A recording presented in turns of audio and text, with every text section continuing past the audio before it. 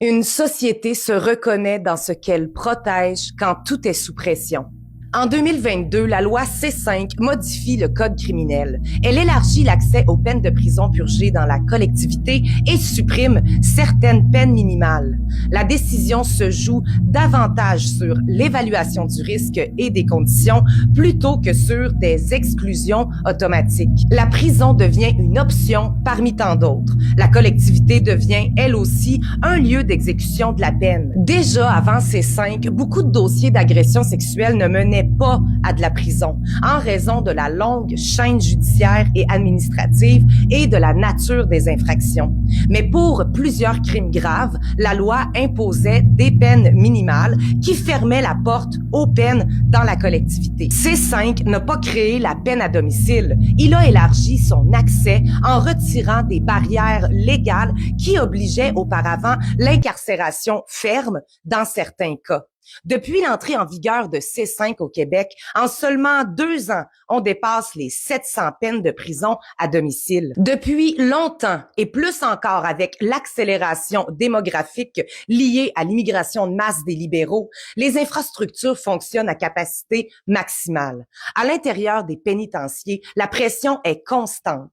Les rapports fédéraux parlent de double bunking, de tensions de violence, de santé mentale et d'infrastructures déjà désuètes, usées jusqu'à la limite de leur fonctionnement. Et il y a la réalité budgétaire brute.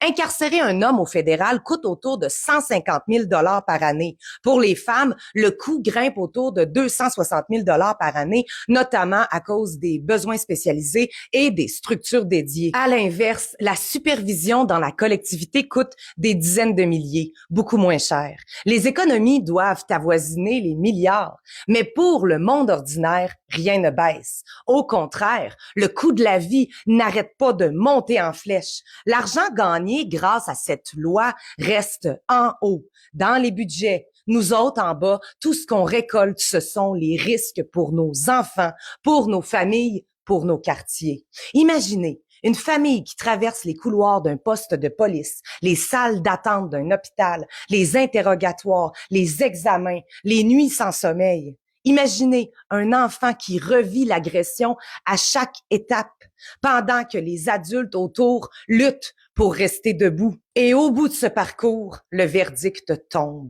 La salle de cour se vide, la porte s'ouvre, l'agresseur rentre chez lui le jour même. À cet instant, la question cesse d'être juridique, elle devient morale.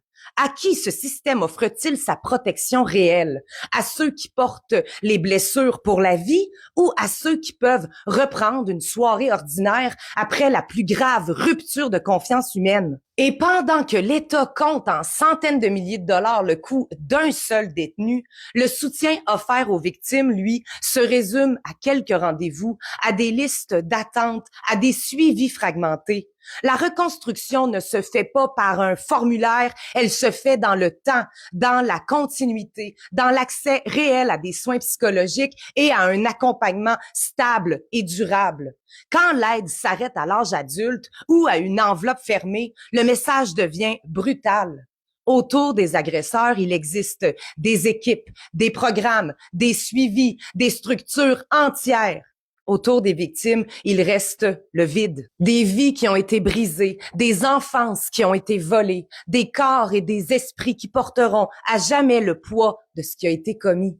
Et pendant que ces personnes apprennent à vivre avec des cicatrices invisibles, le système permet à des condamnés pour des crimes d'une gravité extrême, souvent commis à répétition, de purger leur peine dans le confort du quotidien, dans la normalité d'un salon, dans la routine d'une vie ordinaire. Comment une société peut-elle appeler justice un modèle qui organise la peine autour de la réinsertion et de la gestion, quand celles et ceux qui ont subi l'irréparable cherchent encore simplement à se sentir en sécurité?